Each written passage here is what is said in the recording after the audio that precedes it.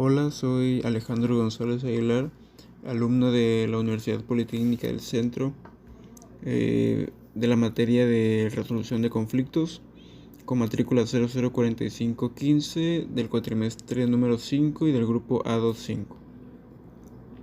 El tema que voy a abordar son las estrategias para el manejo de conflictos. Primero que nada, definamos conflicto como la situación en la que dos o más personas o grupos de personas que entran en oposición o desacuerdo, ya sea porque sus posiciones, intereses, necesidades, deseos o valores éticos son incompatibles o son percibidos como incompatibles.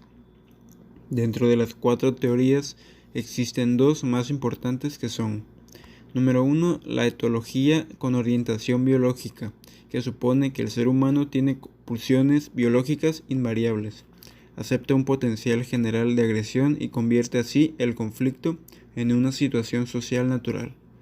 Número 2. Este dice que según los enfoques psicosociales, el conflicto se origina por discrepancias entre las impulsiones y las motivaciones psíquicas de las personas, por un lado, y por las exigencias normativas de la sociedad por el otro. El manejo del conflicto comprende cuatro criterios que son el sostenimiento, el procesamiento, la solución y los resultados, logrando como objetivo la reducción de discrepancia que los origina. Las dos estrategias fundamentales para el manejo de conflictos son la asociativa, que trata de inducir a las partes en conflicto a que se acerquen, que comprendan las pretensiones del otro y que lleguen a compromisos. En cambio, las estrategias disociativa parte de la base de separar a las partes en conflicto, de impedir cualquier contacto entre ellas. El manejo individual del conflicto es la tarea de la psicología más que de la planeación estratégica, ya que dentro de esta hay diferentes conceptos para el manejo del conflicto y diferentes escuelas para explicarlos. La teoría del conflicto del campo de fuerzas. Según esta teoría, el estallido de conflictos implica un campo de fuerzas de diferentes deseos, objetivos y pretensiones en competencia. Existen diferentes tipos de campos, como lo son el conflicto de aproximación, el conflicto de evitación y conflictos de aproximación. La teoría de la distancia.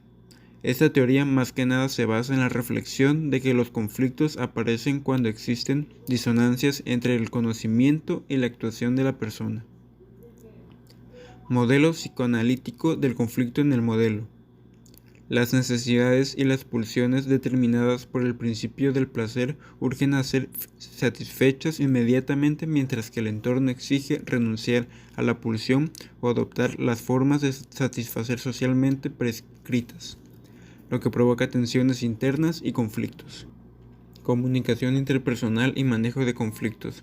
Según Watzlawick, todo comportamiento y toda actuación es una información en un proceso comunicacional, por lo que los conflictos se agravan o relajan en el curso de las comunicaciones y solo pueden ser superados mediante la comunicación. Conflicto de roles. Estos se distinguen entre los conflictos intrarroles, como por ejemplo las expectativas de los ciudadanos con respecto al político elegido y las del partido con respecto al mismo político, y también los conflictos interroles, como por ejemplo los roles familiares y profesionales. Conflicto entre grupos. Puede significar un déficit comunicacional, tanto a nivel de contenido como de relación, así como conflicto de roles y su ritualización. Conflictos sociales.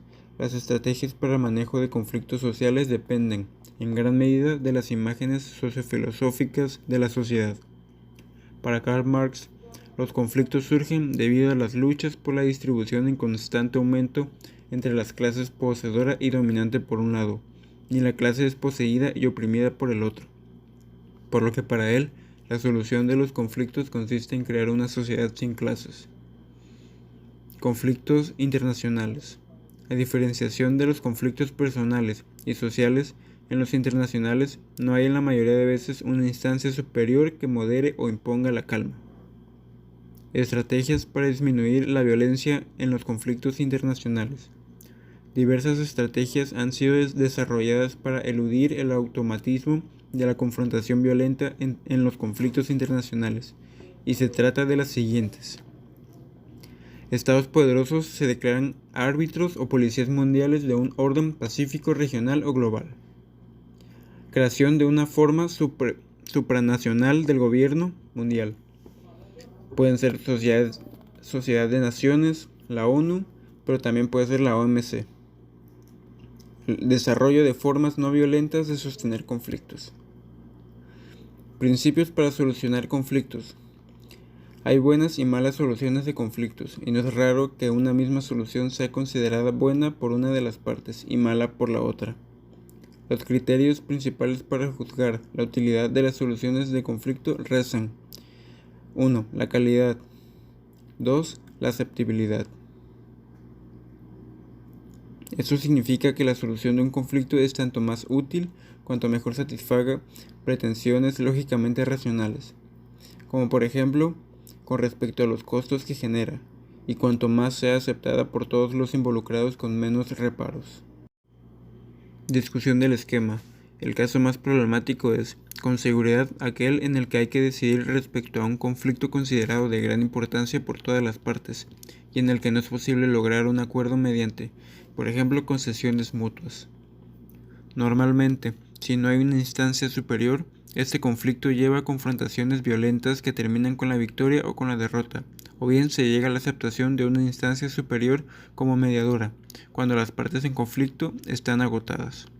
No obstante, si existe una instancia superior, deberá ser llamada para tomar una decisión. Si para ambas partes el nivel del valor del conflicto es alto, debe tomarse una decisión que para una de las partes signifique la victoria y para la otra la derrota. La calidad de la decisión aumenta cuando es aceptada por el grupo o por la persona derrotada. Si el conflicto posee un valor mediano para las partes, es más sensato que lo solucione un mediador, cuya tarea consistirá en examinar los intereses divergentes de ambas partes de tal modo que, en lo posible, se llegue a una decisión que beneficie a las dos. También puede investigarse la curva del menor dolor y actuar de conformidad.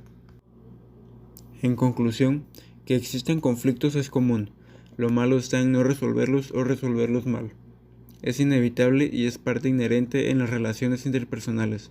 Representa un continuo ajuste de realidad interna y externa, dado que todo está en movimiento, tanto a nivel familiar o laboral.